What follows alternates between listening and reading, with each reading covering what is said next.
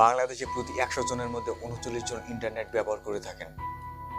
এর হার পাকিস্তানের চেয়ে অনেক বেশি, যেখানে পাকিস্তান ২১%, বাংলাদেশ ৩৯%, ভারত ৪৬%, শ্রীলঙ্কা ৪৪%, আর সব থেকে বেশি এগিয়ে আছেন মালয়েশিয়া, যেখানে প্রতি ১০০ জনের মধ্যে ইন্টারনেট ব্যবহার করে থাকে ৯৭%।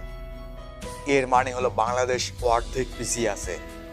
আমরা যেখানে বাংলাদেশকে ডিজিটাল দেশ হিসেবে ঘোষণা দিয়েছি, সেখানে অন্যান্য দেশ ডিজিটাল হওয়ার কোনো ঘোষণাই দেয়নি, কিন্তু তারা অনেক এগিয়ে আছে। বিশ্লেষকদের মতে বাংলাদেশের ইন্টারনেটের গতি ও তথ্য প্রযুক্তির দিক দিয়ে বাংলাদেশ অনেক পিছিয়ে আছে। অন্য দিক দিয়ে প্রযুক্তির দিক দিয়ে বাংলাদেশ 4G নেটওয়ার্ক, ইন্টারনেটের দাম ও ডিজিটাল লেনদেন দিক দিয়ে বাংলাদেশ অনেক ভালো অবস্থানে আছে। বিশ্ব ব্যাংকের প্রতিবেদনে ২২৫টি দেশের মধ্যে বাংলাদেশ এখনো মিয়ানমার থেকে পিছিয়ে আছে। মিয়ানমারের জনসংখ্যা ৪৪% ইন্টারনেট ব্যবহার করে থাকে। থাইল্যান্ড ও ভিয়েতনামের ইন্টারনেট ব্যবহারকারীর সংখ্যা বাংলাদেশের চেয়ে অনেক দ্বিগুণ। আন্তর্জাতিক প্রতিবেদনে জানা গেছে যে বাংলাদেশ এখনো নিম্ন আয়ের দেশ, আর এই আয়ের দেশগুলো ৫৬% ইন্টারনেট ব্যবহার করে থাকে।